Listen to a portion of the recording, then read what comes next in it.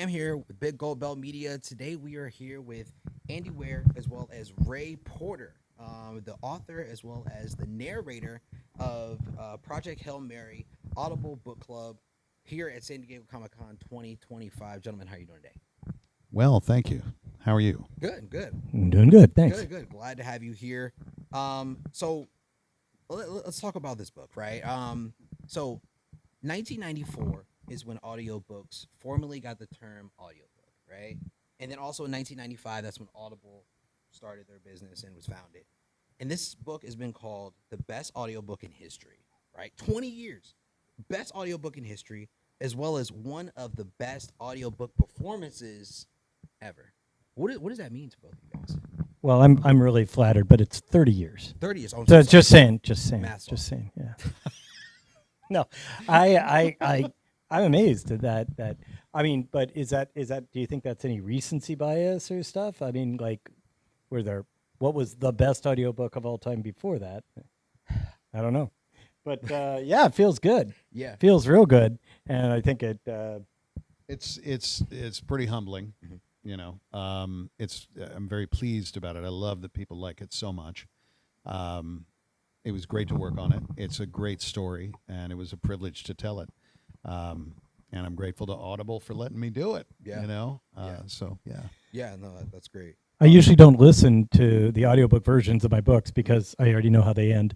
And but with this one, they said, oh yeah, here's the audiobook. And it's like 16 hours or something like that for PHM.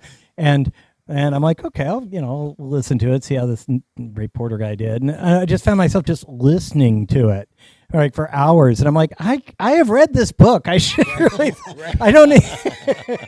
Great.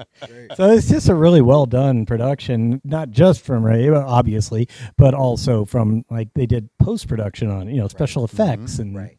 yeah. Yeah. No. It's absolutely fantastic. So this one's for Ray. Yes. There is a lot of inner conversation with Ryland Grace in this book, right? Mm-hmm. How did you find the voice for the inner self as well as, his normal character voice? There's something so wonderful about Ryland is he's so human. I mean, there's something there for everybody to identify with. I identified with him immediately. The sense of the ridiculous and fear and being emotionally available, like that emotionally available, in the story. I identified with him very strongly early on. It was a very simple process to find that character because it's all there on the page. Right. And then it was just a matter of really just playing the moments. And there was never a time where I thought, I'm hanging it over the edge here, trying to be funny or whatever, because it was just funny. Right. And very similar to my own sense of humor. So it was just an absolute pleasure to do. Yeah, that's great. I mean, you gotta love the work you do, at the same time. I definitely loved it on that book for sure. Yeah, for sure.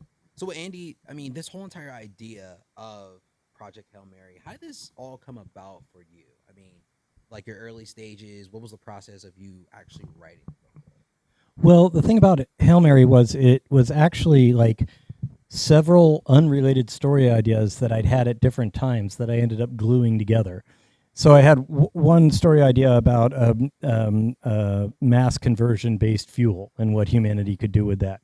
Another story about an astronaut waking up with amnesia on his spaceship and no way to communicate with anybody else and wondering what's going on. And then another story about first contact. And stolen from a story that I'd started writing but then thrown away was the story of a character who was a woman who had been given just unbelievable amounts of authority and power over everything to solve a critical problem. And so I just imported her into the story too. And so although it really looks like this streamlined, well thought out thing, it's just like 5 or 6 stories I had that I glued together and sanded over the seams. And it worked out pretty well. I would say so as well. Thank you. I would say it's definitely worked out. That's fantastic. So what has the collaboration been like with Aditya Sood as far as creating the film that's coming out next year? I worked with Aditya on The Martian, and so he's a fantastic guy. I consider him a personal friend of mine. And this was on PHM. It was the first time I've ever been actually a producer on a film. And I see Aditya as sort of a mentor on how to be a producer, because he's been doing production for decades. Right. And so I just kind of watched and learned. And so I guess you say, what was my interactions with Aditya? I would say, like, sensei, kind of thing like that. Just watch and learn. Yeah, no, that's great. I mean, we all need teachers at some point, even if we know a lot ourselves, especially because you're the author. You know the book. I know the book, but I don't know anything about, or I didn't know anything about film production and the role of a producer and what producers do and how they solve problems and stuff like that. And I learned all that from Aditya. Yeah. So, I mean, it's still got a long way to go before I'm up, but still, I like it. And it was really cool to be like able to be a producer on such a huge project, like right out of the gate. Yeah. No, that's amazing. So Ray, listen. Your voice is no stranger to a lot of people. You are dark side to a lot of people, right? So what was it like conversing with Ryan Gosling as far as like taking over this role and being? I didn't speak to you him, haven't- but you haven't talked to him. but I wish him well. Yeah, I'm sure he's going to be Yeah, great. yeah. Yeah.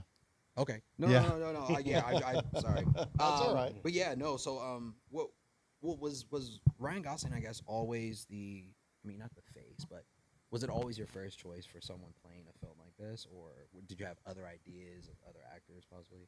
Well, no. Once Ryan said he was interested, that's all we needed to hear. Right. Yeah. Yeah. I mean, I there was no deliberation exactly, process. Exactly. Yeah. So what are you most excited about for fans to see from the audiobook from the book being brought to life on the screen? I think the first contact stuff, the internet, the early scenes with Grace and Rocky, I think that's what the book readers are looking forward to the most.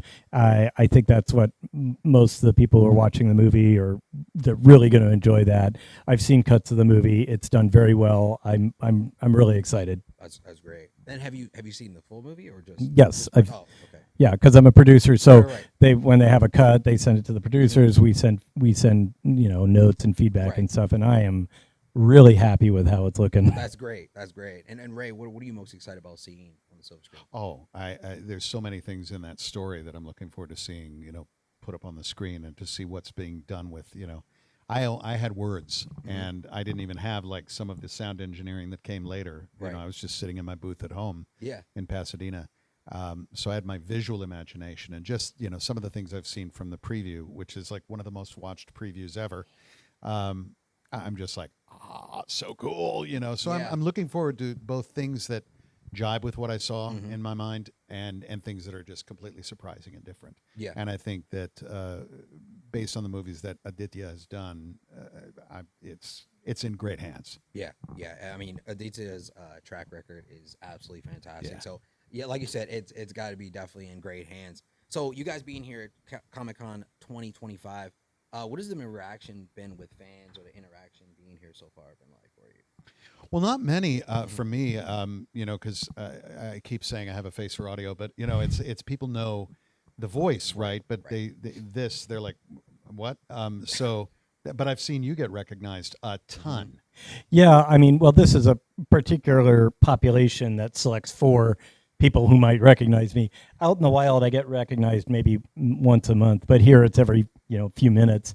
It's pretty cool. Yeah. I mean, it's nice to be a big shot for a weekend and then go home and go back to normal. I've done. It's still early in the con as we record this, so I've only done one public-facing event so far. It was a book signing, but that was really cool. People lined up to sign me. That was fun. Well, listen, I am super excited about this. The audiobook that actually is out right now, where anywhere audiobooks are actually sold. And then you can also look forward to Project Hail Mary that is coming to theaters March 20th, 2026. Gentlemen, thank you so much for taking the time to talk to me today. Thanks for having us. Questions. Thank you. So much.